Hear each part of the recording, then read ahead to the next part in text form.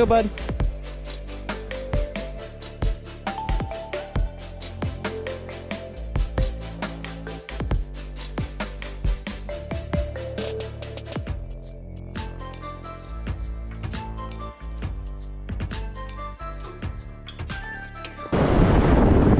Get it, boy. What'd you find?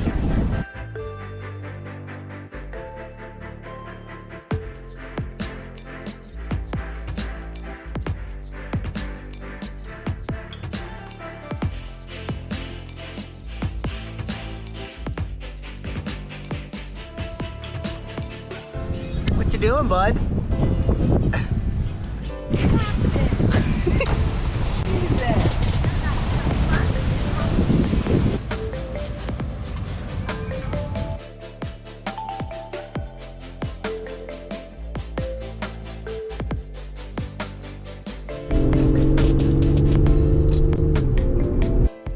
What's up, guys? Welcome Aston back to the vlog. My man here.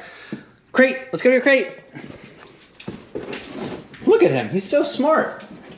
All right, so we did not get rid of the Tesla, guys. If you watched the vlog, you probably figured that out already, but oh, Mr. Smarty, where's your bed? I forgot your bed's not dry. Let me go get your other bed. Tesla is still here. Don't you guys worry. Well, I was gonna say it's back and better than ever, but it was never gone. So yeah, we just got all this ample loading space. We're gonna take some boxes back to my parents' house. That's right, guys, the Tesla is better than ever. It's back. It was always here. So yes, I was at the beach with my family for the last week or so. We got back, well, it's probably a couple days because I'm gonna post like 1 or 2 vlogs at least in between. So this probably won't be Tesla Talk Tuesday. It'll probably be later on in the week. Anyways, we put in an order for some online pickup groceries, so I gotta go pick those up, drop some stuff over at my parents' house. But Tesla Talk, not Tuesday. Guys, the acceleration in this car, it never gets old.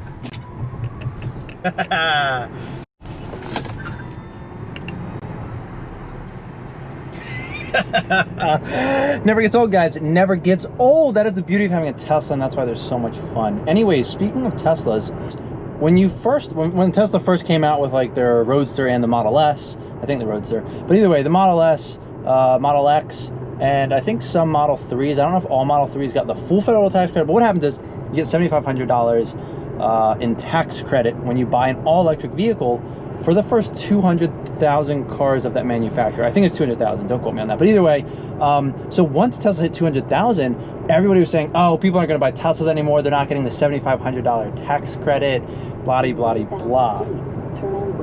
Thank you, Tesla. But Tesla has still maintained 80% of the US electric vehicle market despite not having, always interrupting me, despite not having any federal tax credits left. So they've been completely phased out. They got halved and then cut in half again and then finally like phased out at some point. But either way, if you buy a Tesla now, there's no federal tax credit. You might get some for your state, but obviously that depends on the state that you live in and is irrelevant to, you know, the federal tax credit. So the point is, Tesla's still crushing it, even though people aren't getting $7,500 off their cars. Meanwhile, I remember with like the I-Pace was selling terribly. They had to not only discount cars, but they were offering 0% APR financing for like 6 or 7 years, something like that, on like all of the I-Paces. Like they couldn't move these electric cars. They were just junk, and well, there was no supercharging network. So hopefully that will get better going forward. We'll see better performance, better range, and all that jazz. But so far, there really aren't any other EV companies competing with them, except for one, Lucid. And obviously I've talked about them before, but some new information has come out. They are saying that they will be able to charge the Lucid Air at 300 kilowatts. So to put that in perspective, the V3 superchargers that Tesla released should charge at 250 kilowatts. Could they be capable of faster speeds? Possibly, because if you look at the V2 superchargers, they were originally rated at 120 kilowatts. When they came out with the V3 supercharger, they actually bumped the V2 superchargers to 150 kilowatts. So my car can actually charge over 120 kilowatts. The point is, newer Teslas, especially Model 3s and Ys, I don't know if all new Model S and X's, but probably, they can charge at, you know, 200, 250 kilowatts. but the Lucid Air should be able to charge at 300 kilowatts. So super impressive, pretty crazy. And also that video unveiling the range of the Lucid Air. So I still am curious to see what the battery size will look like on that vehicle and all that jazz. But they will be a good competitor for Tesla. They will actually be a true luxury car is what they're saying. They will have a crazy range, an extra 100+ miles over what the current long-range Model S does. And they will be able to charge faster at 300 kilowatts. The question is, how many 300 kilowatt charging stations are there right now in the US? How easily accessible are they? And can you do like a cross-country road trip, or even like from Maryland down to Florida road trip easily and be able to access those chargers and charge quickly along that route, the 2 or 3 times that you may need to stop? So those are kind of the key questions, whereas the supercharger network, you kind of know how that's laid out right now, ready to go, no questions asked. So I had no issues in my 6-year-old car at this point doing that road trip. So it will be interesting to see what happens going forward. The long-range all-wheel drive non-performance versions, Tesla offered an acceleration boost for $2,000. And what this did is it sped your car up from like somewhere in the 4-second range to I think like 3.9 seconds 0 to 60. So the performance Model 3s are rated at 3.2 seconds, and this performance or acceleration boost that Tesla was offering for the non-performance Teslas brought you into like the 3.9, maybe 3.8 range. I think some people reported as quick as like 3.5, but there's a company that I guess was able to sort of hack a Tesla Model 3, and we're offering this same sort of acceleration boost for a mere $1,000. Now apparently Tesla has been fighting back against this, and what happens is that there is a warning message that pops up on the center, I guess the one screen that's in a Model 3, and notifies the driver that, well, they shouldn't have done this, to say the least. And they need to take it in for service. So I don't know if it actually like disables the car or brings the power back down, so it's effectively not like acceleration boosted anymore. But the point is, Tesla's fighting back against these people trying to modify the car's third party. Now obviously if you buy any gas car or whatever, you can go out, you can buy superchargers for it, turbos for it, you can do an engine swap if you wanted to, and well, the car company's not going to do anything about it. But I guess Tesla's trying to say like, hey, we want that $2,000 for that acceleration boost, and you're paying this other third-party company $1,000, and they're not too happy about it.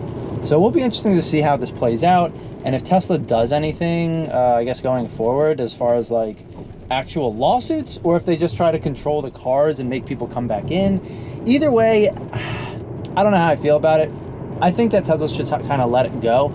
I understand, like, from some perspectives, it's like when you're then charging with the Tesla supercharging network, you want to make sure that, you didn't screw with anything, you don't have some crazy like battery fires or explosions, because all that backlash goes to Tesla, not the owner or this third party that's, doing the hacking of the Teslas in order to give them that acceleration boost. So I see where they're coming from, but it is kind of annoying not to be able to, I guess, modify your car without having Tesla's approval or doing it through Tesla. Whoa, hold up guys, we got ourselves a double rainbow here that really comes through on the GoPro. Look at that bad boy. Guys, this is a good vlog. This means you should definitely give the video a thumbs up and subscribe to the channel, because, well, I mean, come on, we got a double rainbow. A double rainbow, it's good luck. It's not good luck if you don't like and don't subscribe to the channel though. So I'm just saying, I'm just throwing that out there, but I would really appreciate it. Anyways, on with the next topic. Ooh, a couple of things I actually want to add to this video. So, new day, I was editing, it wasn't that much. Anyways, Tesla stock split. This is the last week that Tesla will be trading pre-price adjusted. So come Monday, August 31st, I believe, the stock will be trading at, well, at current prices, a little over $400 a share, which is pretty crazy.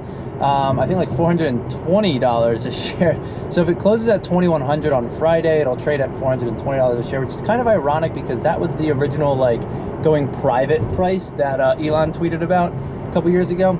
Obviously the stock is 5 times that now, so very happy he didn't take it private, and I'm sure any other shareholders are as well. Now, speaking of electric car companies in the stock market, NIO has had a crazy run the last couple of days. So what happened was a UBS analyst that had NIO at a sell rating with a $1 price target revised them to a neutral and gave them a like $1,650 price target.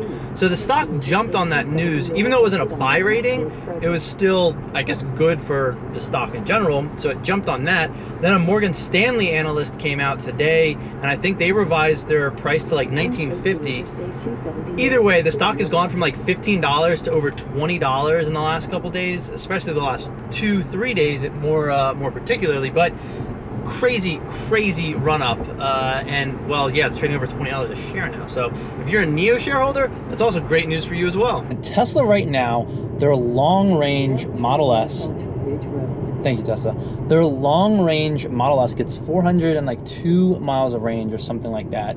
And well, this is fantastic and all, but Lucid just came out with their Air and said that they will get 517 miles of range. Now, something that I mentioned and was interested in was to see what is the battery size, to see what efficiency they're actually getting. A lot of people, and I think in the past they had mentioned 130 kilowatt hour battery.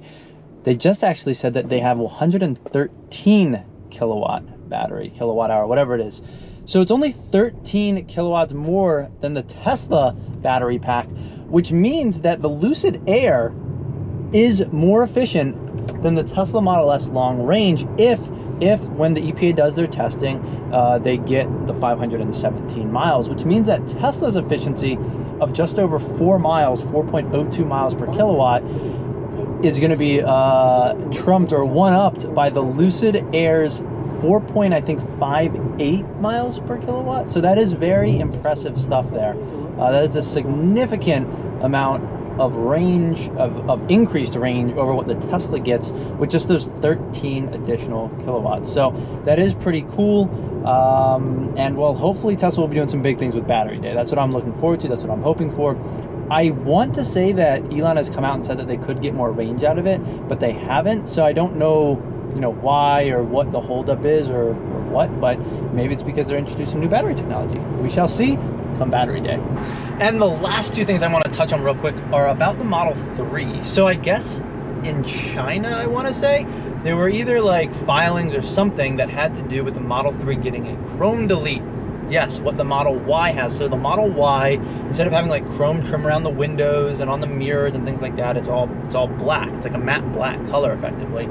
Well, apparently the Model 3 may be getting this soon, which would be awesome because a lot of people get their Teslas and the first thing they do is, aside from wrap the car potentially, is do a chrome delete. They might like the color of the car perfectly fine and might do some PPF, but they do a chrome delete. They make it black, matte black, whatever it is, and they get rid of that chrome trim. So that would be really cool to see that coming from factory. The other thing is, the Model 3 frunk is apparently getting smaller.